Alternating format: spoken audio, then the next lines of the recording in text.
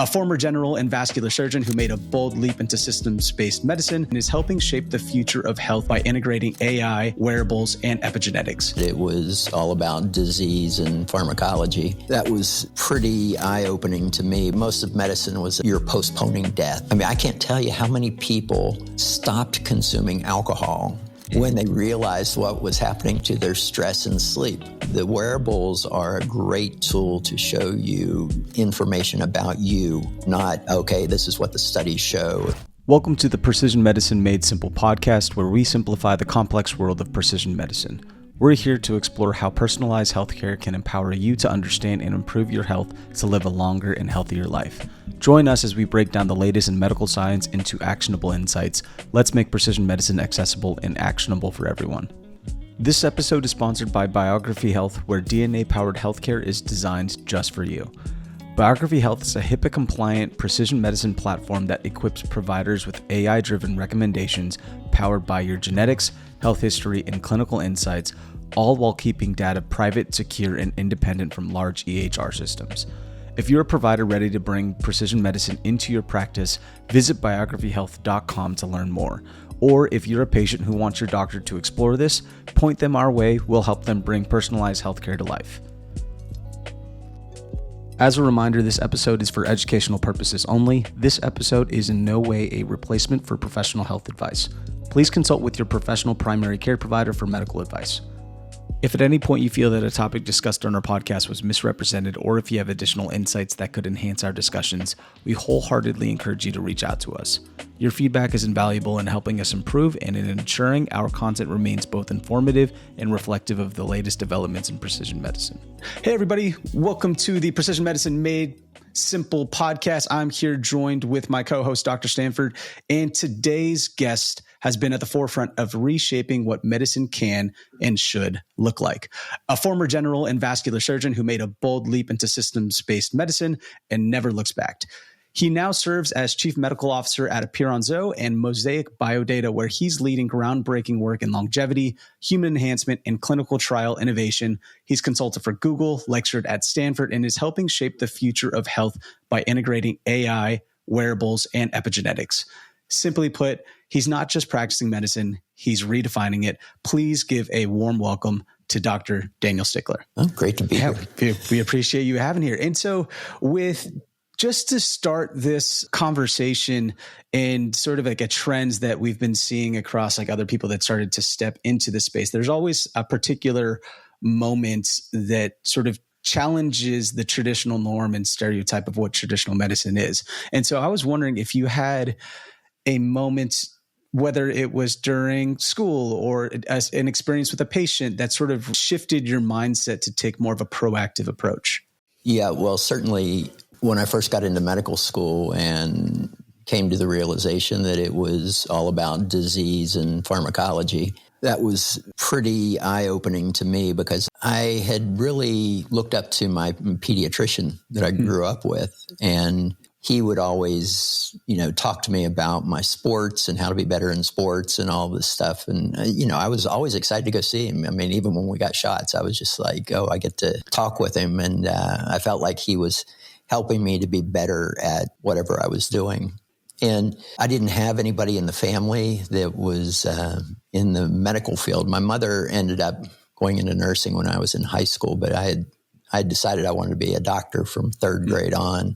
And then, when I got into medical school, it wasn't like what I thought it was going to be.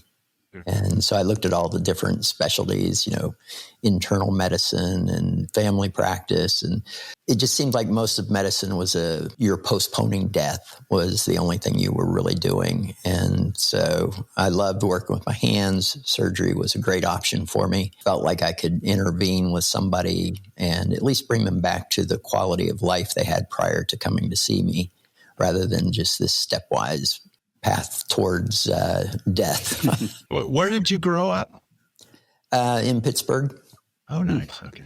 And so then fast forward then and sort of taking into account all these different insights and sort of like observations, then what was the transition like to then start aggregating and consolidating all of these different, I guess, perspectives, also like data and like, because like one thing that I was like pretty impressed with at listening to one of your speeches is like with your patients, you have them go through different wearable technology. So like you use Dexcom, right, to track their glucose blood sugar. And then you have them wear an Oura Ring or a Garmin Phoenix. And so I'm curious about the transition to be able to learn about how to integrate all of these different insights then into now your patients and your care. Yeah, I started wearing a Fitbit when they first came out to track like steps. I think that was like 2008, 2009 maybe. And as each new innovation would come out, I would put them on because I noticed that they would motivate me to do better at something. I think in 2017, I got my first Garmin because I was getting ready to do it was a Spartan race, I think. And I wanted to train right for it. So Garmin has really good training metrics on it. But then Garmin also had all this great sleep data and stress and recovery. And I mean, I just dove into it. And, you know, I haven't gone without a Garmin on my wrist since that time. I actually wear two things sometimes, like the Ultra Human Ring. I wear this one at the same time I wear my Garmin and just kind of look at different metrics. But it's been such an excellent precision feedback tool for the clients that I work with. I mean, I can't tell you how many people stopped consuming alcohol when they realized what was happening to their stress and sleep. I mean, even just a glass of wine at night with dinner would disrupt their recovery and their sleep. And these are high performers, and they did not like what they saw on that, but they didn't have any clue that was doing it to them, other than they just felt kind of off the next day. I mean, the ones that would have a glass of wine every night, when they stopped, man, it was dramatic in how different they felt and how their metrics changed. So this is, you know, the wearables are a great tool to show you information about you, not, okay, this is what the studies show and this is what the majority of people experience. You get to actually see what you are experiencing.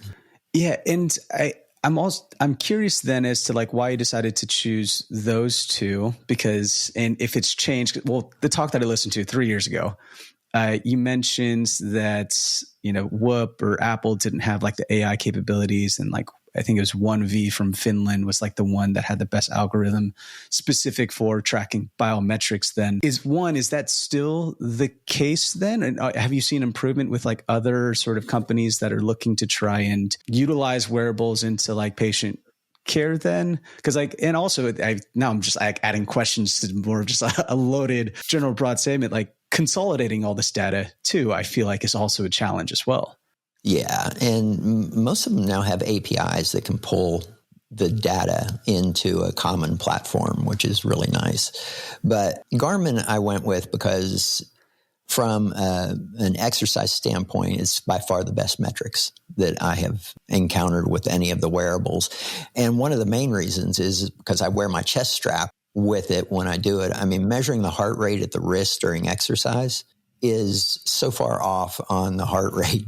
I mean, it doesn't even come close. And if you have it linked with a chest strap, then you actually get the true metrics of what's happening with it. They bought up the technology from FirstBeat I think they're out of Finland. But I had started using FirstBeat in the clinical practice, which was, it's an EKG lead that goes here and here on the upper right chest and the lower left chest. And you wear it for 3 days at a time. You sleep in it, you exercise in it, and the metrics that you could get from a 3-day evaluation of a person were incredible. You know, I'd have them do a strength training one day, an aerobic training one day, and a rest day one day. And that's the data essentially that Garmin was using in their technology. So it was a perfect transition for me to go from the 3-day measurement into a wearable that they could wear all the time. But that data, I think, from my experience with them, and we monitor people who have the Aura,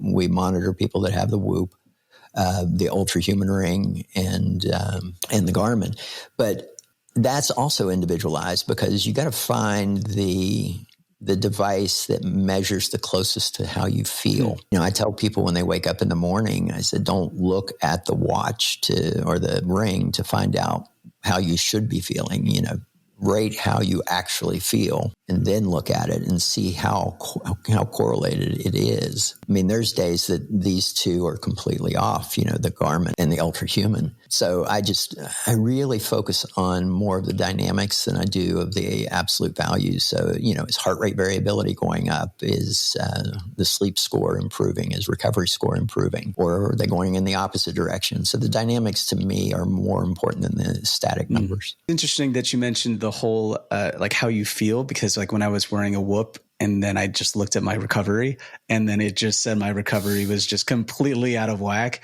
I felt like that also was the start of dictating my data, how I was going to feel later on, because it's telling me that I should feel bad because I'm just not very recovered at that time. When I encounter that, I tend to really pay attention to recovery scores and the intensity of the workouts I do on those days. You know, if I'm not getting over a 75 on recovery, and I have a high intensity workout that day, I cut it back for sure, no matter how I feel, because, you know, sometimes there's subtle cues that you don't pick up on in the body.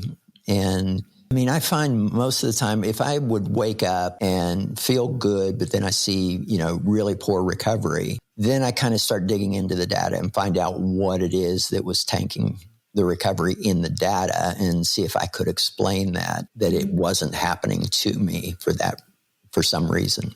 That tends to help. And it also helps the person to become more interoceptive. So understanding how those signals feel in the body so that you don't have to rely on the wearable device forever. I mean, you can learn to feel into what the body has. I mean, you see this ability in like the special forces and especially in professional athletes. They have this interoception that they know, you know, if I'm running at this speed and I have to cover this much distance, I'm not going to have enough to make it. So if I cut back a little bit here, I will actually be able to finish out this. And they know those signals that the body's experiencing. We were talking about like the performance data on this side, right? One thing that I was also intrigued about, and actually this is where, you know, with Dr. Stanford's background in integrating genetic insights and data into like his own care, I'm curious then, like specifically with like Mosaic biodata, like how you're also using genetic insights and genetic data into the care as well, and how that's impacted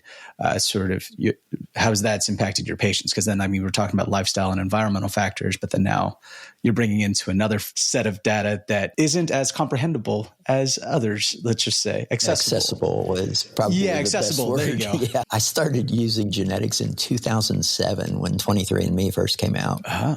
And I was using an online program where you could pick which SNPs you wanted to look at, and it would extract them out of the 23andMe raw data. And I started looking at 8 SNPs. I mean, that was it. I had 8 SNPs that I would look at in my clients, and I didn't understand polymorphisms and epigenetics. I mean, that wasn't something we had in medical school. That didn't exist in the 90s. I started seeing how significant of an impact it was having. And so I kept adding more and more variants to look at with my clients over time. And these were almost exclusively lifestyle type genetics that would tell me what their nutrigenetics aspect, you know, what kind of a diet would they perform best with, what kind of exercise program, what form of supplementations, you know, MTHFR, that kind of stuff. And I think by 2014, I was up to about 35 variants in my template. And then it just started exploding. I mean, we got into epigenetics in 2012 and realized how we could influence people's genetic expressions with that. And I ended up presenting a talk at the the A4M Congress, and I had like 200 docs come to me and talk to me about how I was using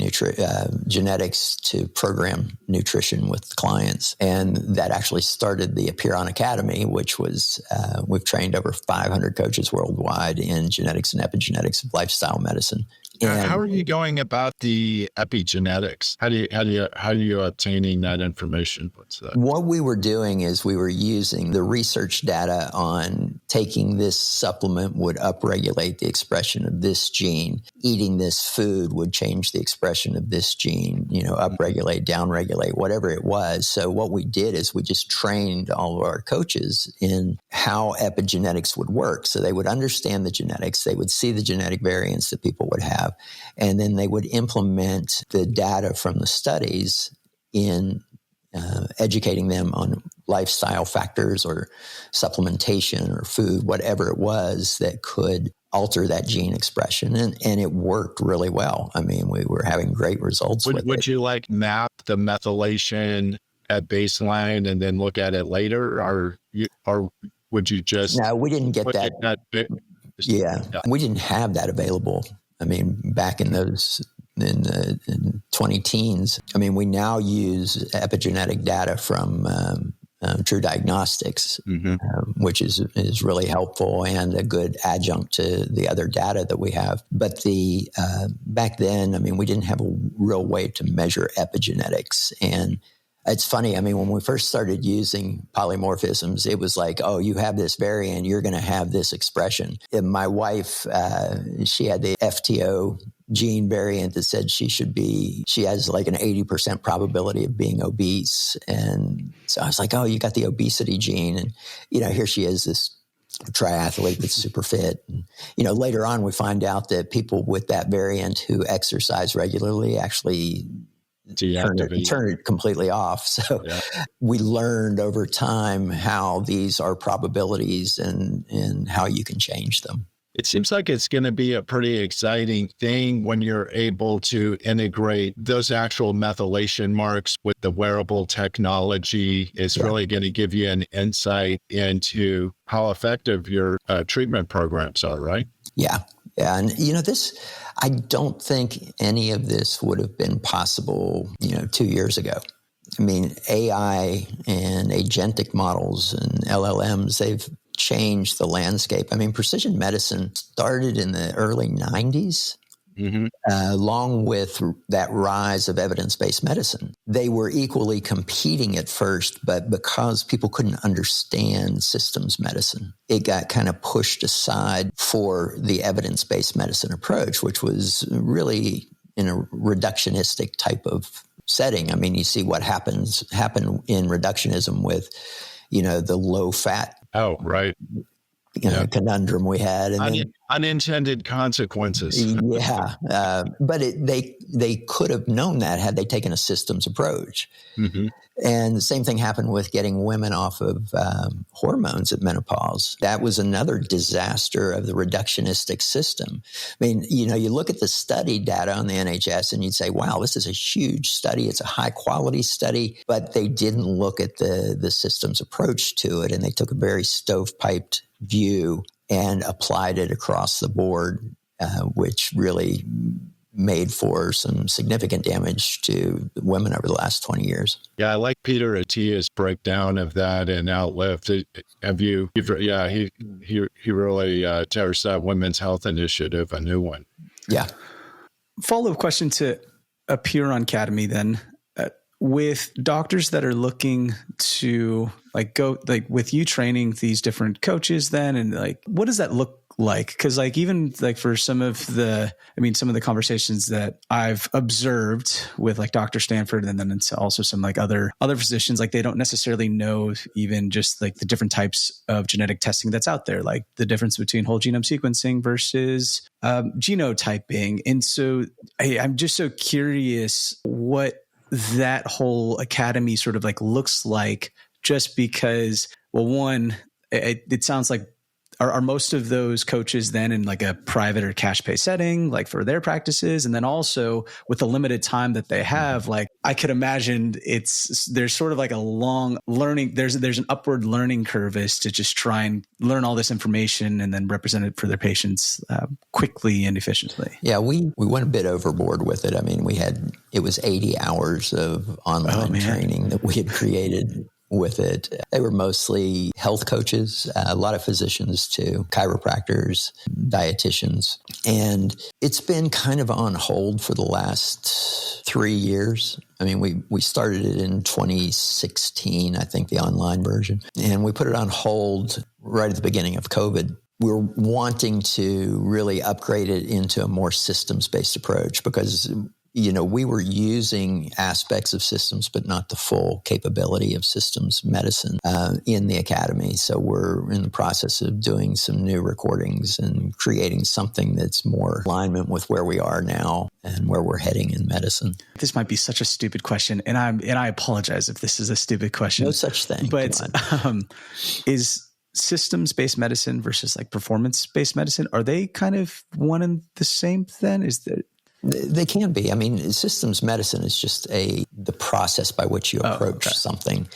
It can be a systems-based approach to longevity, optimization, disease reversal. But the systems approach is really the process. Lee Hood expounds on that whole concept so well. It is holistic medicine. It's really what you're talking about. So with all these disease processes, when you go reductionist, you go, okay, well, inflammation causes heart disease. Well, heart disease causes inflammation also, and that affects neurodegenerative diseases, metabolic, et cetera. Yet what Dr. Dan is saying is you cast a wide net at the bottom and bring it up and bring all this together. And there's, multiple systems in the body, and they're all interconnected. And that's the approach that we need to be doing now and in the future. And technology is now available to do it. Is that a good summary?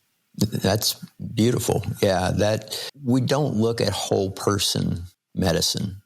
We look at organ-specific medicine or disease-specific medicine. The human system, if you were to define it, so if you had a systems engineer look at the human system and say, what kind of system is that? He would say, oh, that's easy. That's a complex adaptive system, not unlike a rainforest. That ecosystem is a complex adaptive system, which means you can't use complicated reductionistic thinking to analyze it, because it will not behave the way that a complicated system will, like a robot or an airplane. You know exactly what every part does, and if a change in this part's done, it will affect this. In the human system, we are not the sum of our parts. We have emergent properties that can't be predicted. We do this for so long, and then all of a sudden the system is doing this, and you had no reason to think that it would be able to do that. And in complex adaptive systems, there's no such thing as a root cause. It doesn't exist. And that's always bothered me, root cause medicine. I mean, if you say root causes medicine, yes, because everything that's happening in the system is due to multiple causes. Right. Take high cholesterol, one, reductionistic, they say, oh, high cholesterol equals heart disease, which isn't necessarily the case. And so that led to, let's develop a drug that lowers the LDL cholesterol. And they went to the point of saying everybody over 100 on LDL should be on a statin. And they don't look at all of the contributors that go into what creates an elevated LDL. And even when you take people below 100, they may be at less risk for a heart attack, but you increase their risk of mortality for other things. I think recently they said best longevity occurs when your LDL is between 100 and 200, which goes completely against what the cardiologists are thinking. And it's interesting about the anti-inflammatory element of the statin, as thought to be part of its mechanism. Yeah, I mean, that's, again, the complexity of it. It's affecting multiple systems. And is it the lowering of the LDL cholesterol, or is it the lowering of the inflammation that's having the greatest impact on the heart disease? Exactly. I was stuck on what when Dr. Stanford brought up Dr. Hood then, and we actually heard Dr. Hood speak over at Precision Medicine at the Precision Medicine World Conference here recently, and one of his topics was talking about peptides. And I know that is a big topic for you, and I would love, to be quite honest, I don't really know what peptides are, but I've noticed that it's also been a pretty big emphasis in your practice. So wanted to just get a little bit more information on how peptides work, and then also how it also affects the patients. Well, the nomenclature is all based on amino acids. So if you have, I can't remember exactly what the numbers are, but less than 50 amino acids, it's considered a peptide. If you're less than 100, it's a polypeptide. And then if you're more than that, it's a protein. So it's more nomenclature. Okay. Peptides, I absolutely love. We started using peptides in the clinic in 2017. Saw dramatic results with them. Peptides, they generally are taking a portion of some protein or polypeptide that's circulating in the body. And so each protein has multiple, I call it carries multiple keys that connect with receptors on cells. And so one protein may have 40 keys on it. And different regions of the protein. Right. And so when it finds a receptor that it fits, it activates some process, and it may be this on a muscle cell, maybe this on a fat cell, maybe this on a liver cell. But what we do with peptides is we essentially chop up those proteins into the individual keys. And that way we're more laser focused on the outcome we're wanting to get. What does this do? All medicines and supplements they all have a good and a bad side to them in the body. There's nothing that is pure good that I know of from a medication or a supplement. There's always a trade-off, and it's because of off-target effects. So when you're taking this drug to affect this process, you have to balance that with the negative effect it has on this other process. Same with supplements. Supplements will do the exact same thing. Peptides narrow down that target. And so you can utilize the peptides to address something very specific.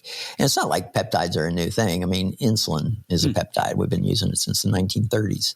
But now we're getting really good at identifying what each of these keys are on the protein and how it creates a response in the body. And so I truly think peptides are one of the key aspects of the future of medicine. How does it work with the FDA and peptides? I never quite understood that. And it sounds like you might have how is it that compounding pharmacies can prescribe a peptide, but maybe they can't prescribe insulin, for example. You can get it at the pharmacy, but peptides, you have to go to a compounding pharmacy. Explain some of that. Yeah. So one of the things is the patenting of peptides. Pharmaceutical companies just don't go there. It's too difficult. Although the GLP-1s, they're doing a good job of patenting them and shutting down the compounding pharmacies. Are there peptides coming for GLP-1 also? Oh, the compounding pharmacies have had GLP-1 peptides since, we had access to liraglutide 2018.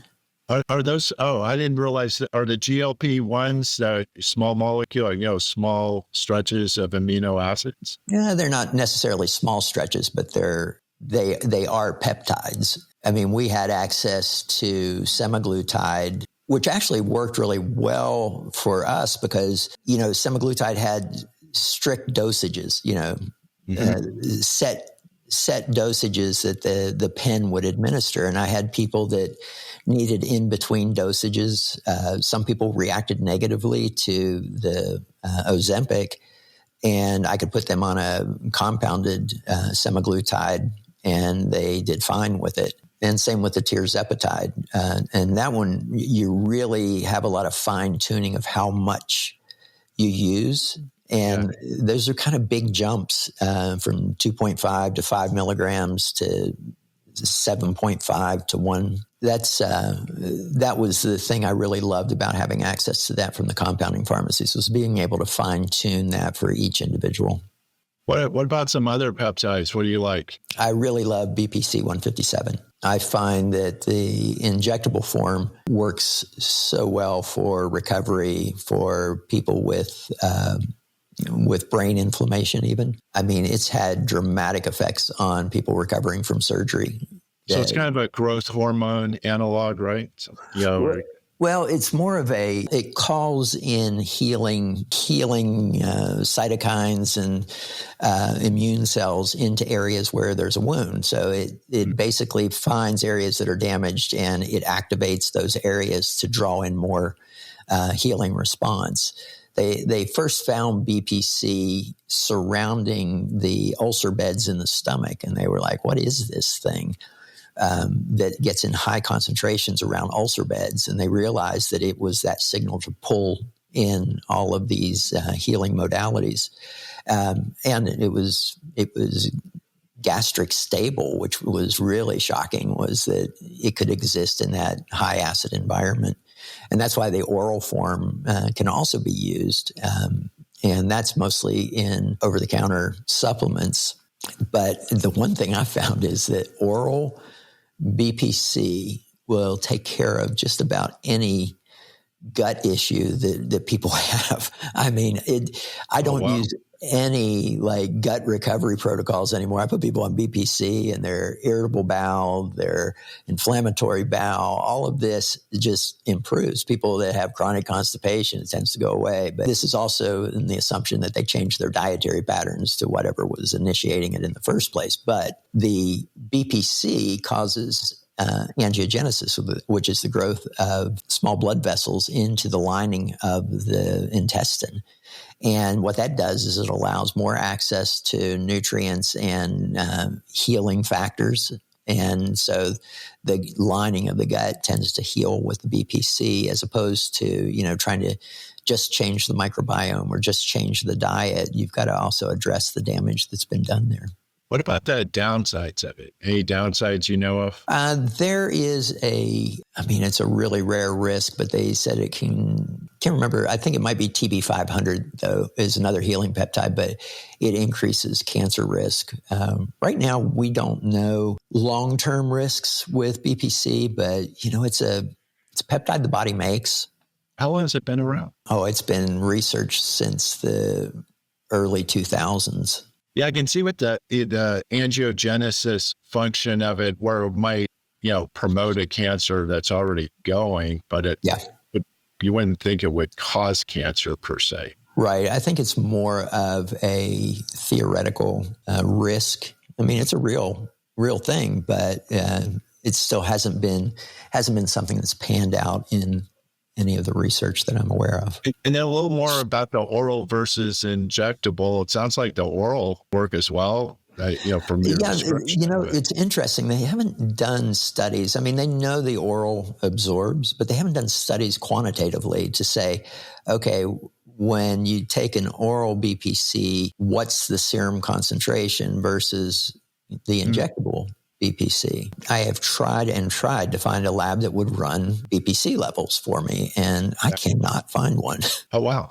And are you able to see those changes in recovery on the wearable technology into your practice? I mean, the thing that we will see, we love to use HRV as a general metric of wellness. If we have somebody who has an injury and their HRV drops off and then they start on BPC 157 or a growth hormone releasing hormone, you start to see that heart rate variability should be improving, and it seems to be more rapid. And I mean, it's all anecdotal for me because nobody wants to do the research. You're not going to get any awards for doing the research and no financial benefit. So, it'd be nice if we could get the clinics together that are doing that and put together some studies. I don't know that much about BPC 157.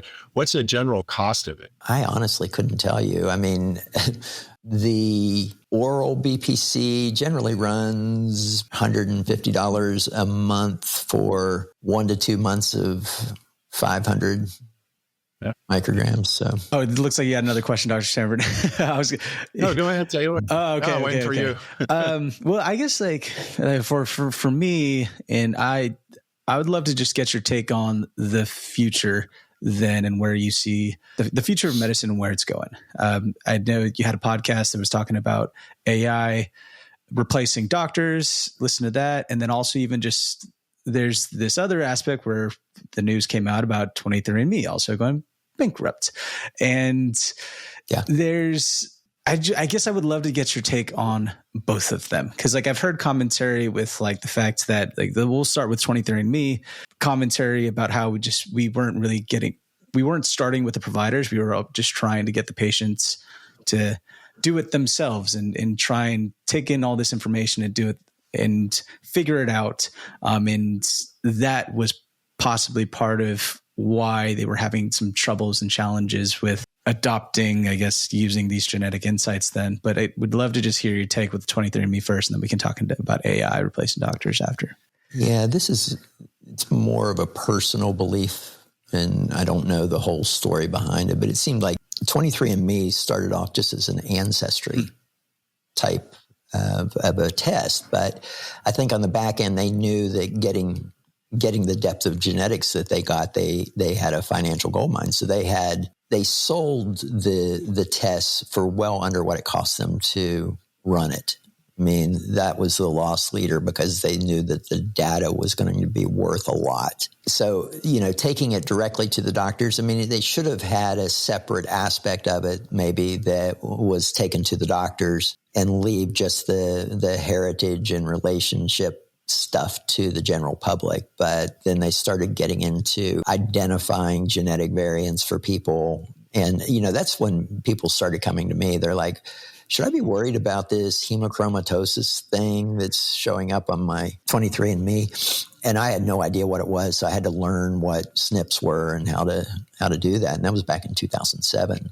But yeah, selling the data without people understanding what was happening with it. They could have been more transparent and said, okay, you get to own your data if you pay this much, and we're going to share your data if you pay this much, just so that they knew what was happening with that, or that they got a cut of some of the money that they were getting from the sales. That's my take on that. I mean, currently we use full genome sequencing. So you get the entire genome, but we also use, and the full genome sequencing that we use actually runs our panels for us as an add-on with the full sequencing. And then we'll also use Intellig's DNA because it is more of a clinical report. I mean, it truly across the street from you, right? Oh yeah, it's right here in Austin. Right? But I didn't start using them until like 2 years ago, or a year ago. And it really adds depth to the complexity of understanding a patient and using those genetics in evaluating the overall system's response to people. So it's been really helpful in that area. But you want to move on to AI? Well, right before we get into that, there's just one thing where, as a follow-up question to like using Intellig's, then like with full genome sequencing, then being a lot more, there's a lot more data to deal with than if a doctor is looking to try and implement something like this into their care. Like, what advice would you give them in trying to interpret it and bring it into their own model? Well, a lot of the full genome sequencing, they have AI add-ons that you can actually utilize to search the research. But, if you've ever looked at the number of studies on each SNP, I mean, it's enormous, and it's across the board. It varies by the race. It varies by ethnicity in how your genes are responding by carrying a very similar SNP. So when we're digging in on a full genome, we can get a bit of an overview. With Intellig's DNA, they've done the focused research on how this impacts clinical aspects of people. That's what's impressed me with it. I mean, we had a genetics company that ran lifestyle genetics, but it was purely lifestyle. It was looking at the lifestyle factors that you could influence. Intellig's actually looks at the health factors. I mean, the true medical aspects of those genetic variants. But to be fair, with Intellig's DNA, they're not looking at whether or not the gene is active. They're not looking at, genes together. It's kind of the whole genome sequencing and methylation. Yeah, you have to actually interact with a patient and ask the right questions when you look at genetics. So you can't, it's just like MTHFR. I mean, when it first came out, you have this variant, and they would list like 400 symptoms. If you have any of these, then you've got MTHFR and you've got to do methylfolate treatments.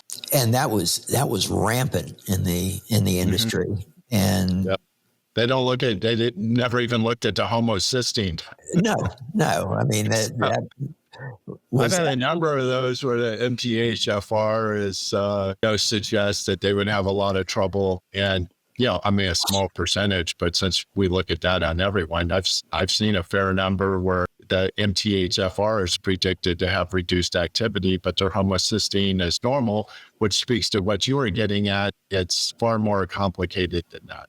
Yeah. I mean, if they're eating a folate-rich diet, it doesn't matter if they have an MTHFR variant. Right. Perfect. So now moving forward to the AI question then. Yeah. And Yeah, that's a big one. I can't wait to hear what you have to say there. The thing I posted about it wouldn't be replacing doctors was only like 2 months ago or 3 months ago. And now I'm not sure.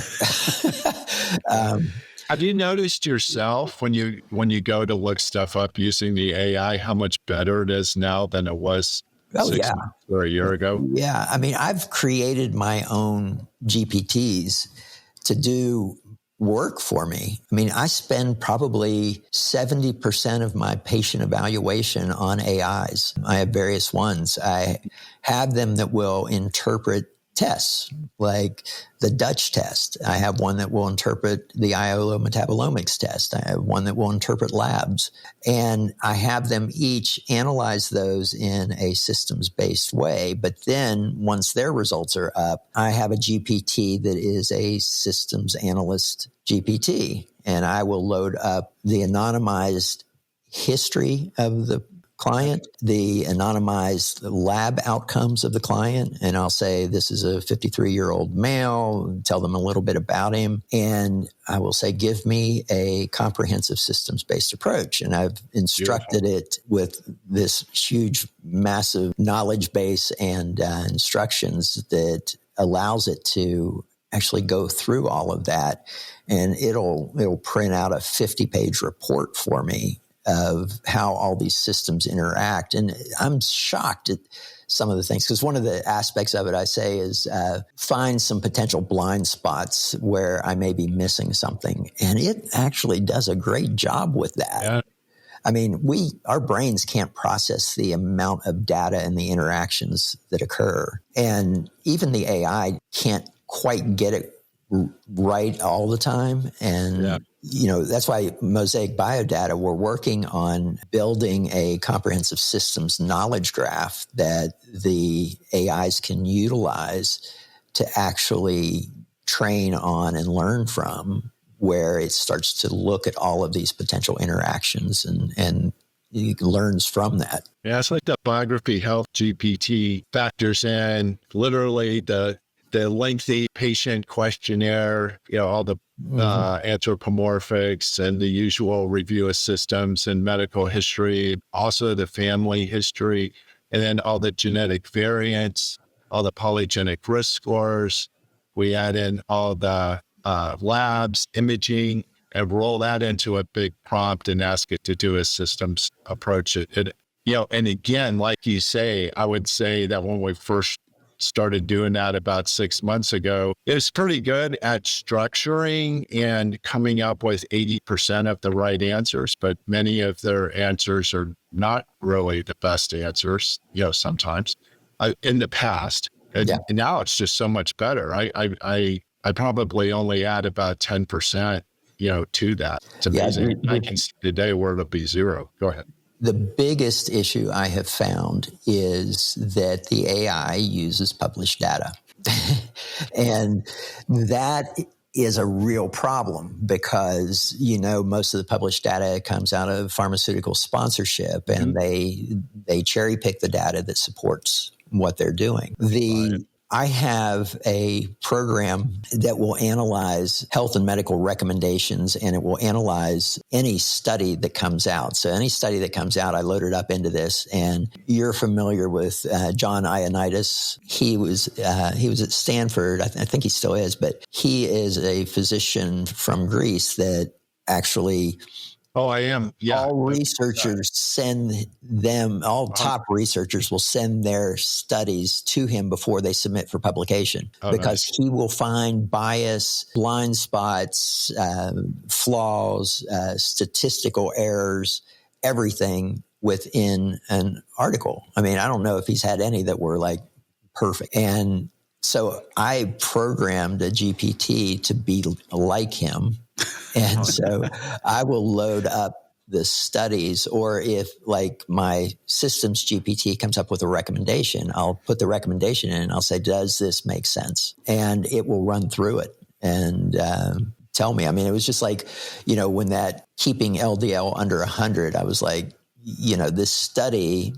analyze this study and tell me what you think of that recommendation. And it just tore it apart. I mean, it was like all of this flawed stuff. They're looking at this when they should be looking at this. And the recommendation was, no, that makes no sense in a systems approach whatsoever. Yeah, we'll look at stuff like that as being very primitive.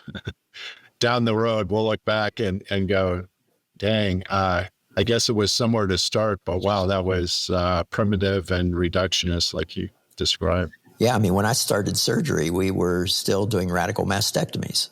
And nobody questioned, is this the right way to do it or not? What was and to Taylor's question that started us off, what was there's some similarities here to Peter Attia, right? He was a surgeon and kind of pivoted hard like that. What was your aha moment when you were doing vascular? To pivot So I started doing age management medicine as a hobby in 2005. And I was getting such amazing results with these healthy clients that were getting healthier or had minor chronic disease that would reverse. And I started looking at all of the surgeries I did. And, 90% of the surgeries I did could have been averted had people practiced a certain healthy lifestyle earlier on. Mm-hmm. And that just kept pinging me over the next 5 years. And by 2010, one day, it was December 31st, 2009. I had just finished the surgery. I was taking my gown off and I looked at the room and I said, you know what? I'm done. I'm not going to operate anymore. Nice. And I was a high volume surgeon and I had a long waiting list. Where was this, in Austin? Oh, no, this was in Charleston, West Virginia. Mm-hmm. And I was... fair amount of peripheral vascular disease in that state, I would think. Yeah, and obesity. And I was doing laparoscopic gastric bypass and gastric sleeves. And obesity is the number one thing that could have been taken care of had it been addressed early on. And so I wanted to follow my heart with that and do something that could have that kind of an impact over time. Right. Great story.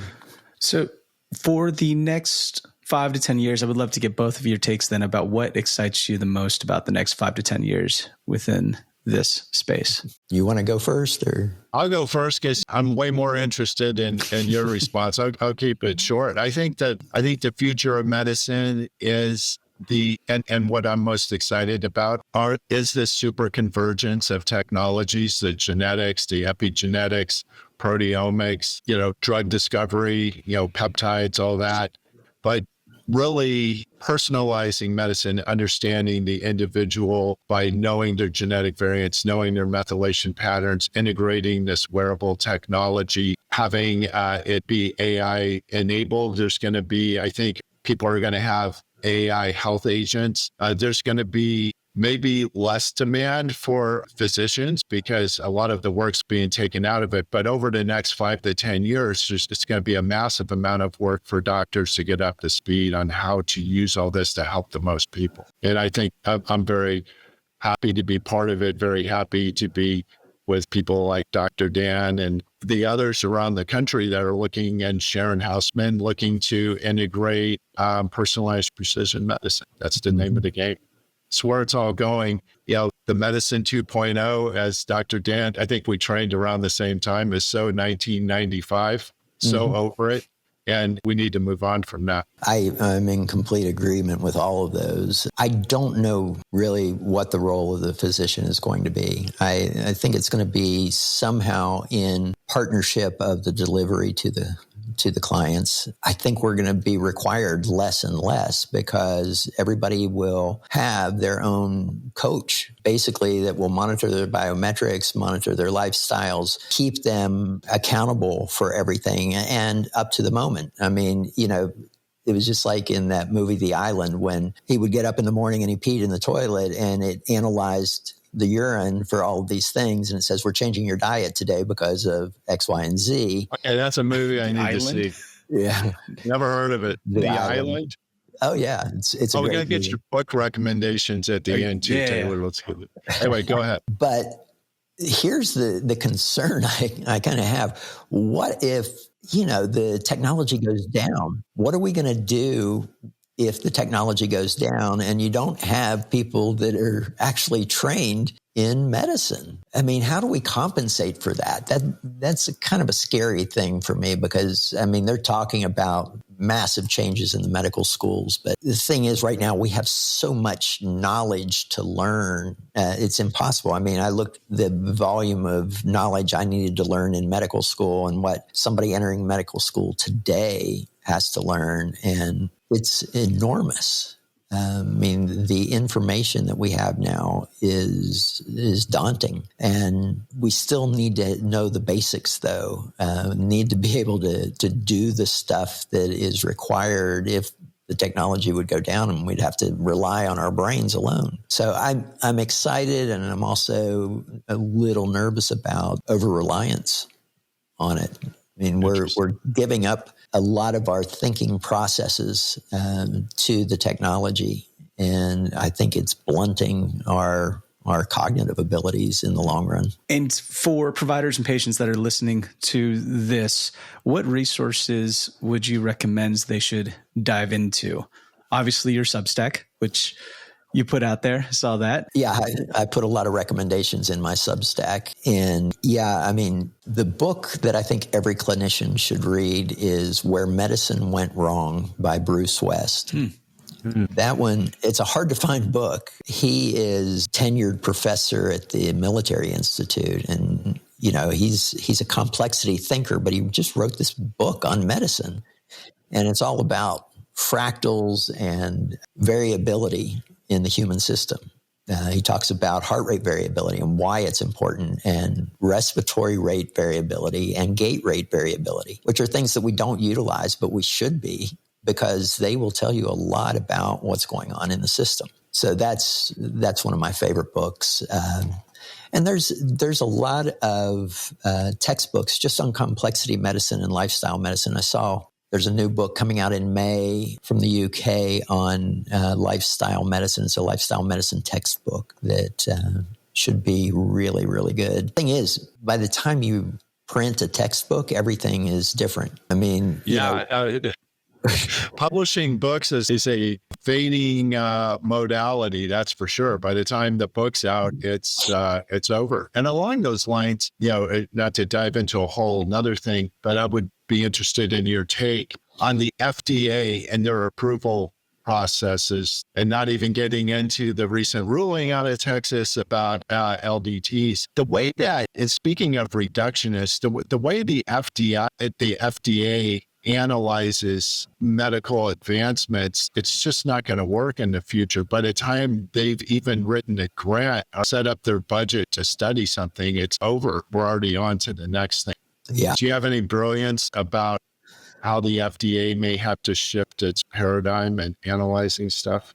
Yeah, I don't know, honestly. I've always been a big advocate of sovereignty of the individual. If they want to try something and they've done their research, the government is not there to tell them, no, they can't. They can police the groups that are offering this and see if there's legitimacy to it or whatever, but to deny them access to some of these things is just is not right. And Texas is one of those right to try states where they try to explain. But again, that's also, I mean, that's also for terminal type people, but that's only for terminal. I believe that that's what it's focused on. I mean, we do things like we're doing TPE, total or therapeutic plasma exchange with young plasma in our clinic, but we're part of an IRB study that is looking at that. And there are companies that have places in the Bahamas and Roatan that you can go to and partner with the clinics there that are doing some more experimental type of interventions that they have some pretty solid evidence on them, but they don't have the time or money to do the huge FDA requirements to get these trials going. And so I still think that there's not going to be a great deal of change in the FDA. I mean, we'll see more fast tracks to the INDs and all of that, but not as dramatic as I would like to see it. What do you know about exosomes? I think that might be, not to just really branch off, but that's another whole exciting. What do you think? I teach the biologics section for the AMMG certification. And so I have to keep up to date on that. And it is so hard to understand. I mean, I don't think anybody understands what it actually is saying. I mean, essentially, exosomes are an acellular fluid. And so it shouldn't necessarily be in the biologics from the true definition of it, because there's no cells in it. And you can't cross state lines with exosomes according to the law. And even if you can get them within the state and infuse them, it's such a small amount. I mean, it's 4 billion, 8 billion, maybe 100 billion. Whereas when we do a liter of young plasma contains 2.4 trillion exosomes. I mean, compare 4 billion to 2.4 trillion. It will blow your mind the amount of difference that is. So that's why I really love the young plasma, because the volume of exosomes in it. It's exosomes on steroids, so to speak. Massive. Really great. Awesome. This conversation has been extremely insightful for me. It's definitely going to be a re-listen too as I go through and edit this, and wanted to make sure I grasp all the different concepts here.